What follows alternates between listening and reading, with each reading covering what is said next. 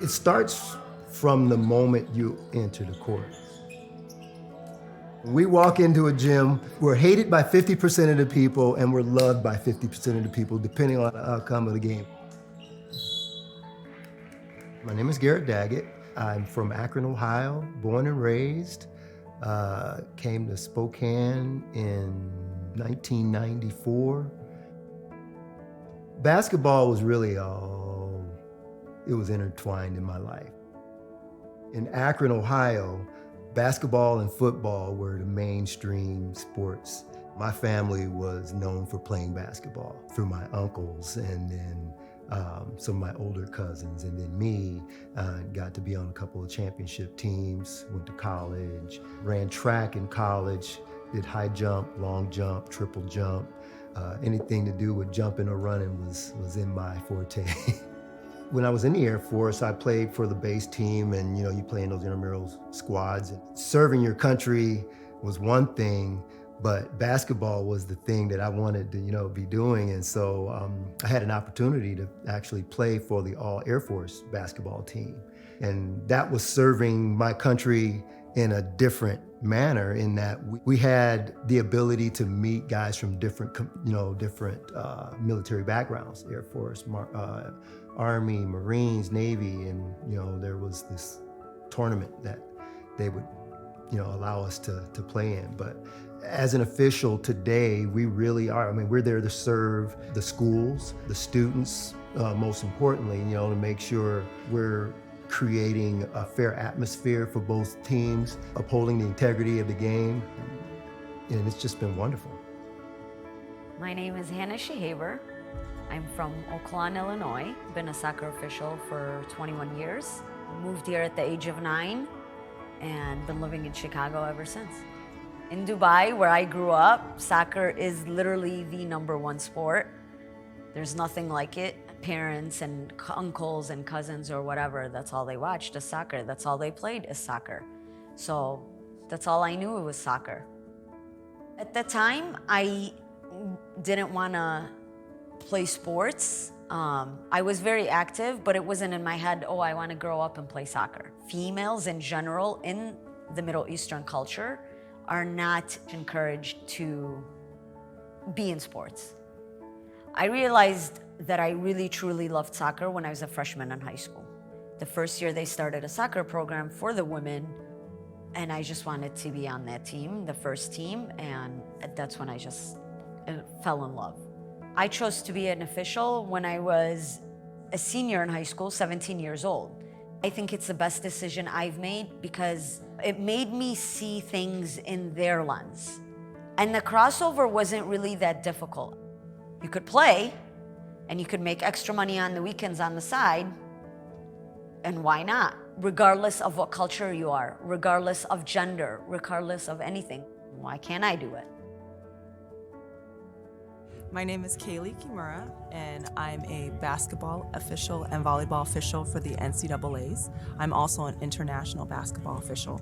Getting into sports started when I was pretty much coming out the crib. My mom was a school teacher for physical education and also dance and art. And my mom was a coach for multiple sports. My dad was a psychologist. But of course, my mom took me to all the practices, so that got me started early. My first sport was soccer, and then I got scholarship for volleyball at Cal State Ole. My relationships with officials coming up was hot and cold sometimes. I was definitely one of the more fiery athletes, especially when I played basketball. I felt like sometimes I would block a clean shot and then a whistle would go and then I would have some words. And so I was one of those people that would definitely speak up if I didn't feel like the call was correct. But in terms of my overall relationship with them, there was much respect, and I definitely remembered the ones that were doing a good job. I played basketball with some of the officials that are my mentors and have started me on that route.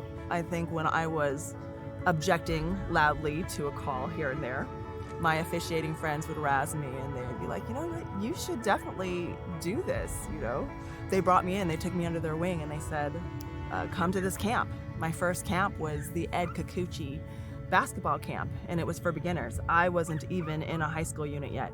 It was a good first experience for me, and they were very encouraging, so it kind of kept me on my progress through. My name is Gene Sterator.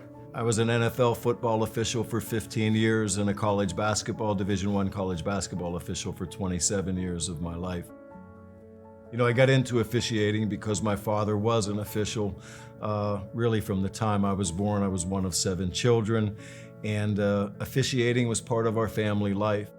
It wasn't just the game. That was the experience for my family. It was the opening up and exposing the children and the family to colleges and to different cities and that type of life, which really was, as I look back, one of the greatest gifts that I got from officiating.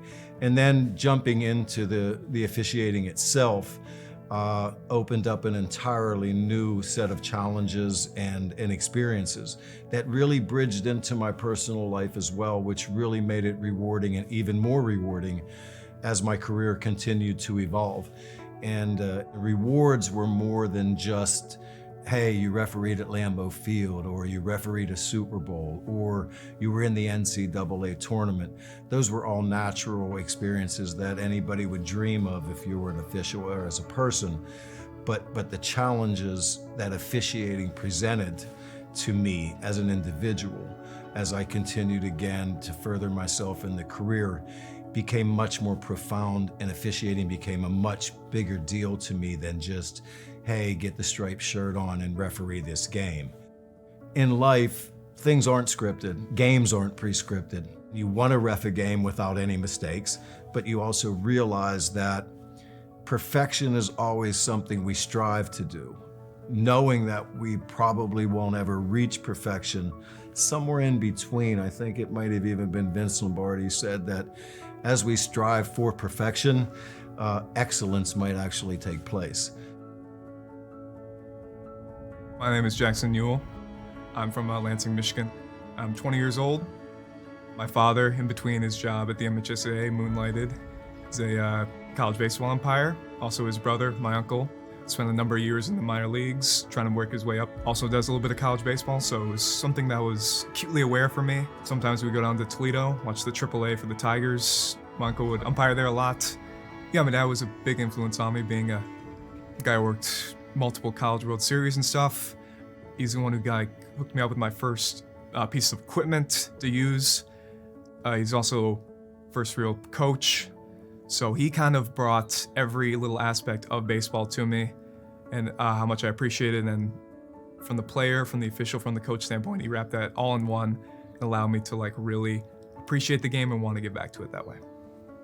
Perfect. There are no 2 baseball games that are directly the same. Different officiating crews, different way they see the game, different ways they like to approach managers, players, situations, all that kind of stuff. You know, the passion you feel for baseball never really changes, and that's something I can still apply to officiating it because I still enjoy it. If you carry that passion of baseball with you, it's hard to really let it go. At the end of the day, through all the different calls, the pitches, the hits, the arguments, the decisions, everyone is there because they have a passion for baseball, and that's the most important thing to remember. It's a very fun job to do. Beats working as a busboy or a janitor in a kitchen or whatever. Get to be outside, get to experience the game. It's so much more fun. Baseball officiating community is very tight. They're very supportive. They want you to get the most out of it, have just kind of the best experience you can, because they have, and they want to share it with a lot of other people too. People are always looking for young umpires to take over. You can get a lot out of it. You know, I've always been in sports. Never thought about being a basketball official, but a time came in my life, some changes had happened. I said, man, I can do that.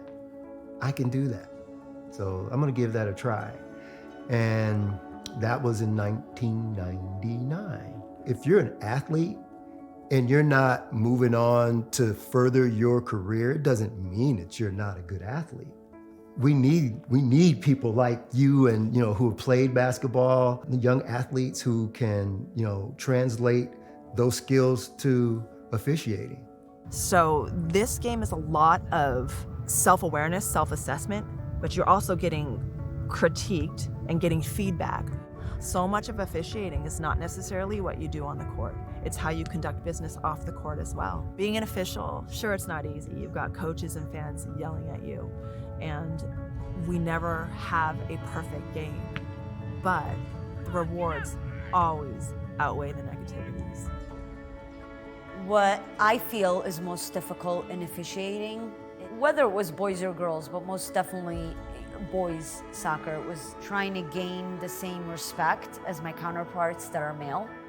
And I definitely received a lot of harsh comments over it throughout the years. And, you know, sometimes it deflates a person, but it made me just want to keep pursuing it and persevering so that I didn't allow those people to have the best of me or take away a passion of mine. Look, you're out there working with multiple people with multiple personalities, right? And you gotta juggle it. You gotta multitask being out there, not only focusing on the game and making sure you're calling the laws of the game in accordance to the game, but you also gotta keep in mind the safety and keep in mind the partners that you're working with and keep in mind the coaches and the teams. I mean, look, I didn't have an easy road starting out and going through it. I'm blessed to have had the opportunities that I've had. And if it wasn't for those difficulties, I don't think I would be where I'm at. Right. Messes are sometimes blesses, right? It would have been stupid of me to give up. I would have done myself a disservice because it helped me become not only a better official, but a better person. And what I really found that officiating gave back to me as a man and as a person was it taught me so many of the virtues in life, which I feel like benefited me and hopefully are still benefiting me as a human being. When you officiate, you realize that on any given day, on any given game, one situation may come up that lasts seconds. In that situation, if it's done incorrectly, it could follow you the rest of your life. You must navigate that mentally to embrace that pressure. And I think personally that it helped me become a better partner in my loving relationship. I think it helped me become a better father to my children and I think just a better person overall. And it doesn't have to be at the professional level. It happens in every town, in every game. You're the person that sets the table for the atmosphere to be played correctly, but you never exceed the spotlight.